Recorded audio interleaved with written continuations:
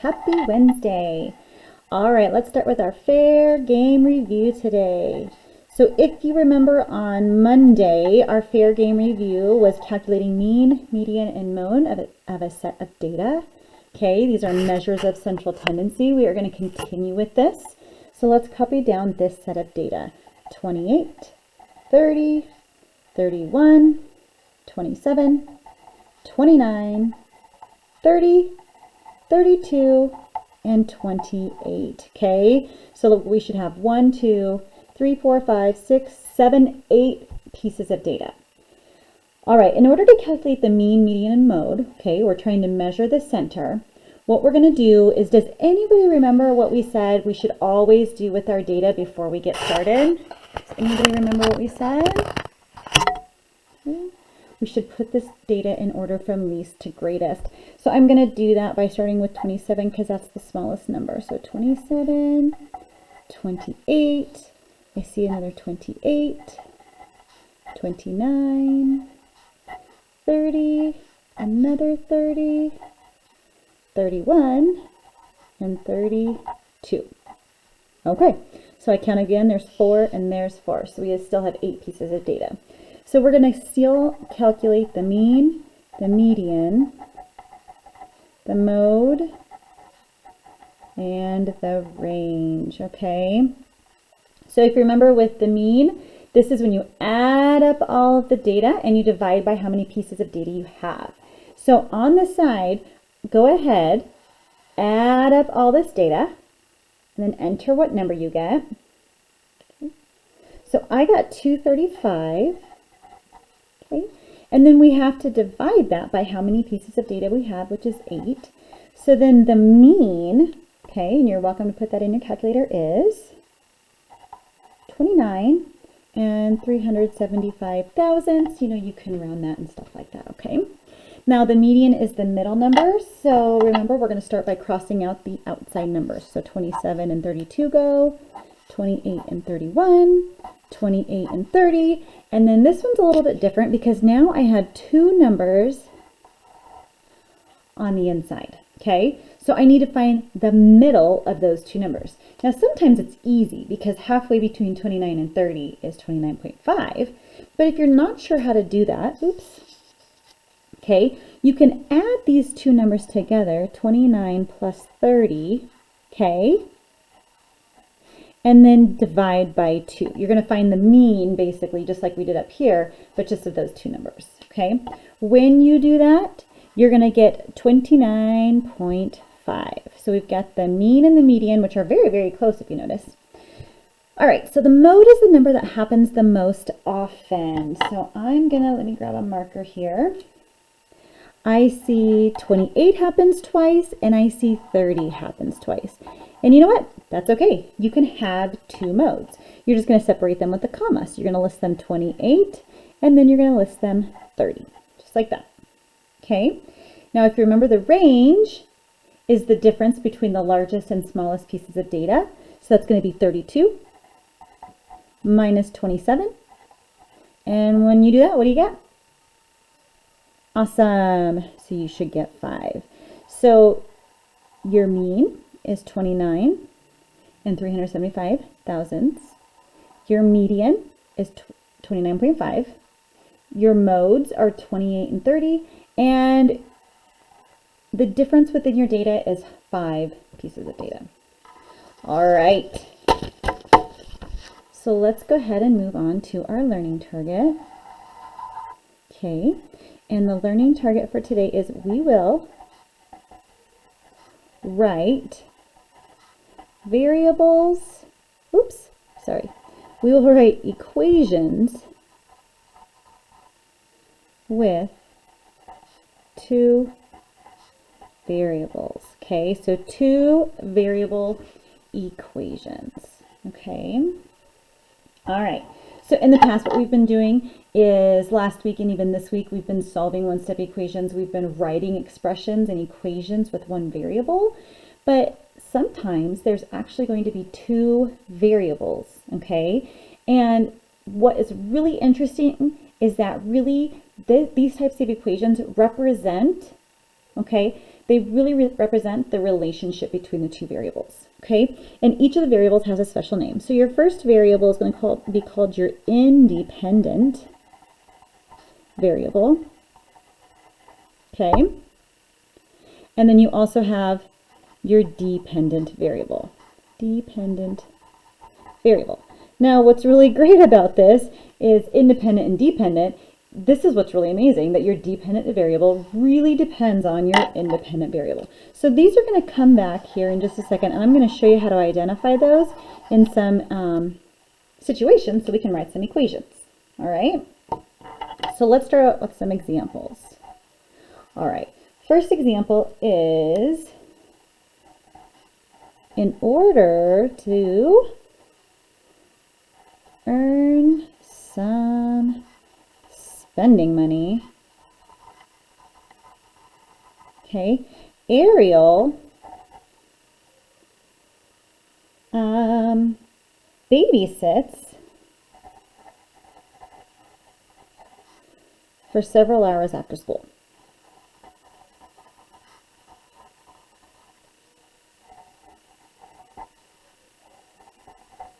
Okay, so in order to earn some spending money, Ariel babysits for several hours after school.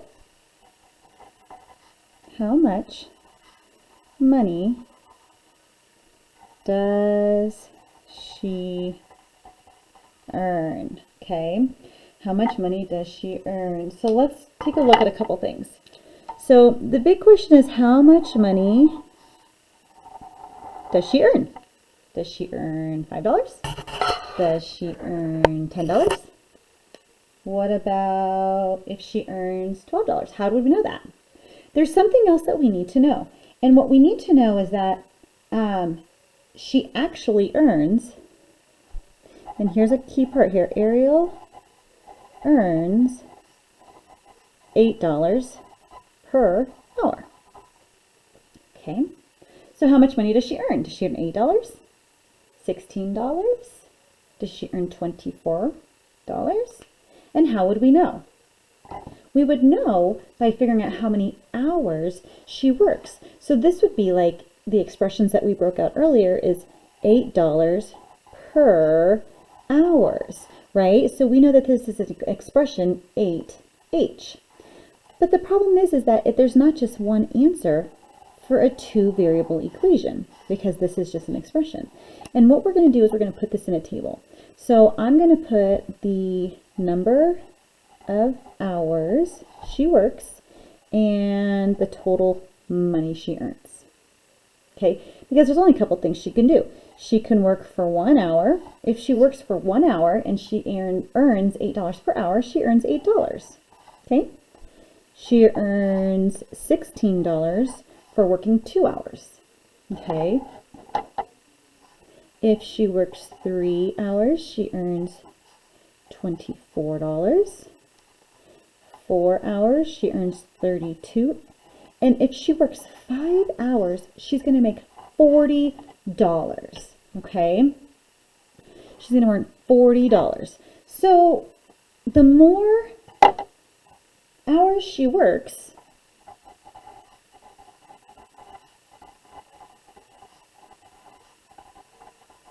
okay, the more money she makes. Okay, so let's take a look. So in order to write this as an equation, I can take this piece here, $8 per hour. But what does that equal? Well, that equals total money. So let's let total money be M and each number of hours be H. Well, now I can write this as an equation because I know that if I want to know how much money she makes, the amount of money she makes depends on how many hours she works at $8 per hour. So M equals 8H. Now, just to make this very clear, okay, this part here is going to be your dependent variable, and this piece right here is your independent variable. okay? Because the more hours she works, the more money she makes. So the number of, or the amount of money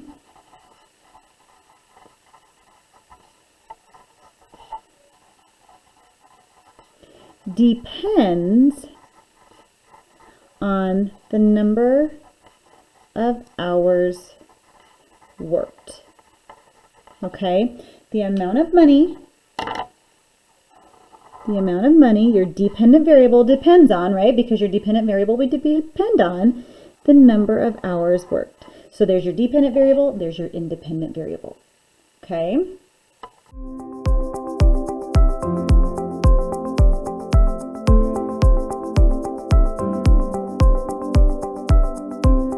Two snacks for each day of his trip. What's really cool about this is we are going to let D represent, so this is our variable D, represent the number of days he's gone on the trip. We are going to let N, okay, represent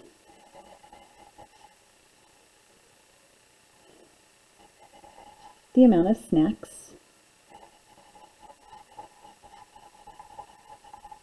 packed. Okay, so Kai's going on a trip. He packs 2 snacks for each day of his trip. Let D represent the number of days. Let N represent the amount of snacks. Okay, so D is the number of days, and N is the amount of snacks. Okay, now in order to figure out the difference between your independent and dependent variables, okay, you can ask yourself a question. Does the number of days depend on the amount of snacks? Or does the amount of snacks packed, let me start over. Does the number of snacks depend on how many days he's on his trip? Okay, so since the number of snacks depends on the number of days, then this right here is going to be your dependent variable, and the number of days is your independent variable. Okay, so you know that in order for these to work, what we have is an equal sign, okay, and you know your dependent variable N is equal to something happening to D, okay? So the number of snacks is determined by how many days he's gone. And what do we know? Well, we know he packs 2 snacks for each day. This is another way to say per, which means multiply, so we know it's 2D. So the number of snacks is equal to 2 times the number of days. Now let's put that in again on our table just so we can take a look at that, because sometimes it's easier to start with the table. Okay, so you have your number of days and your number of snacks. Okay, on day 1, if you're only gone for 2 days, it's going to be 2 snacks. If you're gone for 2 days, 2 snacks each day, now it's 4. 3 days, 6, 4 days, 8 snacks. And if you go on a trip for, 5 days, okay, 2 snacks per day, that's going to be 10 snacks. Now another way to look at how to get this is we know that N and D, so you know that your dependent variable is going to be equal to something happening to your independent variable. And one thing you can look at is saying, hey, what's happening? What am I counting by here? Okay, did you guys realize that we're counting up by 2s? And when I say by 2, it means to multiply. So that means that I'm taking my independent variable and I'm multiplying it by 2 each time as I go from here to here. And that's another way to get to the 2D. Okay? Okay, let's see, I've got one more. Let's see here. Last example. All right, so let's see. We've got Adele. Okay, Adele is participating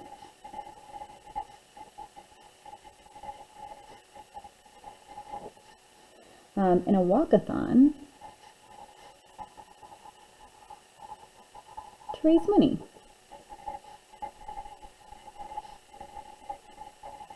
Okay, the further she walks,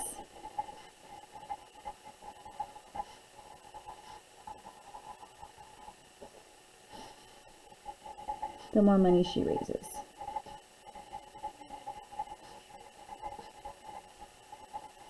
Okay, so we've got two things. We've got M, so we're going to let M represent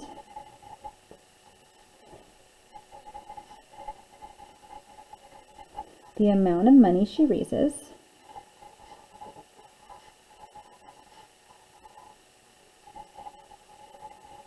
Okay, and we're going to let D represent the distance she walks.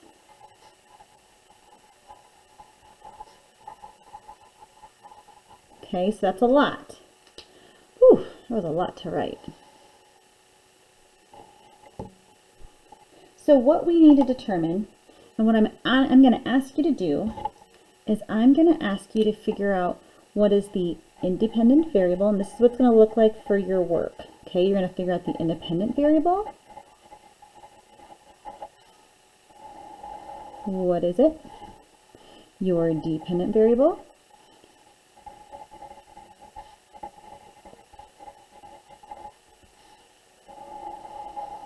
Okay.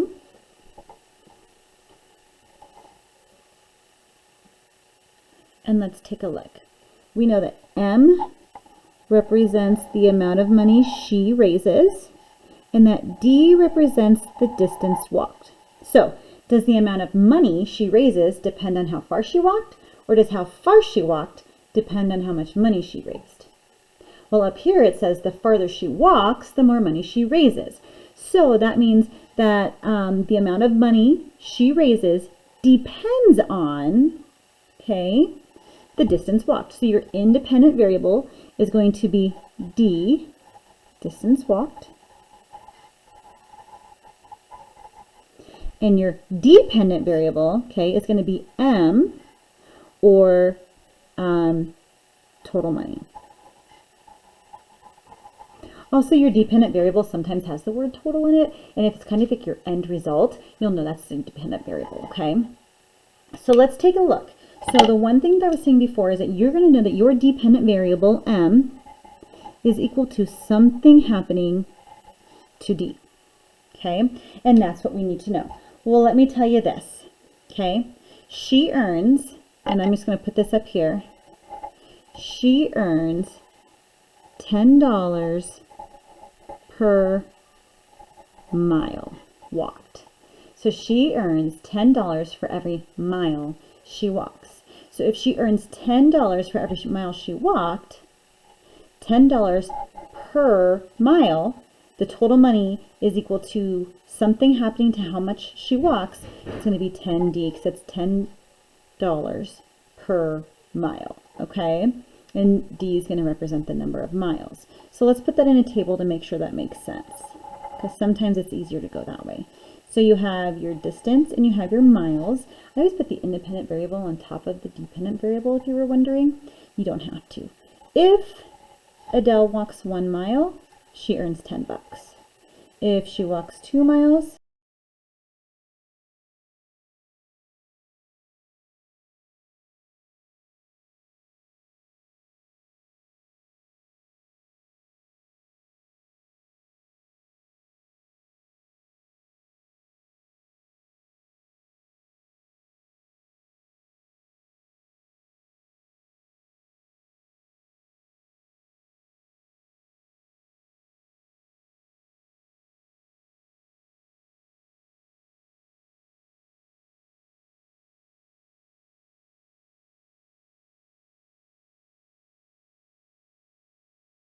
she earns 20 bucks. If she walks 3 miles, 30 bucks. 4 miles, well, I mean, hopefully you can see what's happening. We're counting by tens. And 5 miles, 50 bucks. All right. So again, we know that M equals something happening to D. How did I get there? Well, if I take the number of miles that I walked and I multiply that by 10, I'm going to get this number down here. And I can also see that I'm counting by tens, by 10, by 10. When you're adding 10 each time, remember that when you add 10 over and over and over again, that's repeated addition is multiplication. So you're multiplying by 10. 1 times 10, 2 times 10, 3 times 10, 4 times 10, 5 times 10. The best thing about this too is that you could actually graph this as well. Okay, so what we're going to do is we are going to take just a separate sheet of paper, and I'm going to show you what this looks like if we were to graph it. And it doesn't take a lot of space because we're just going to do a quick graph. Okay. And we're going to do a coordinate graph. So we are drawing X and Y axes. Make sure that you use a ruler when you're creating a graph. Okay. So you have X and you have Y. Now X, or your independent variable every single time, okay, it was actually going to be D in this case, would be the distance, okay, the number of miles. And then your dependent variable, or your y-axis, looks like it is going to be the money earned. Okay, now what's really cool is if I look at this, I need to go 5 out here because this is my independent variable. So this is X and this is Y. So I'm going to go 1, 2, 3, 4, 5. If you have a ruler, you can really get that straight. And then I might as well just count by tens as I go up here. And so I'm going to go 10, 20, 30, 40, 50, and it's okay if you're a little bit more. Okay, what's really cool is that this equation also creates a line on a graph. So I can actually plot these points. So for instance, I can go, let's see, if I go 1 on my independent variable and then I go 10. If I go 2 miles, I earn 20 bucks. If I go, oops, there's 1, 2, 3, 4, 5. If I walk 3 miles, I'm going to earn $30. Okay, 4 miles, I'm going to earn $40. $5, or sorry, 5 miles, $50. And then what I'm going to do is I'm going to start at the origin. Remember, that's where X and Y meet. And I'm going to do my best job to create a straight line straight from there. And there's a picture of my growth. So I can represent a 2-variable equation, okay, with the equation, which we have right here, with the table, and then it can also look like a graph. So what your job is going to be is to look at a couple different situations, identify the independent and dependent variables, figure out what an equation might look like, and maybe match some tables and graphs. Let your teacher know if you have any questions.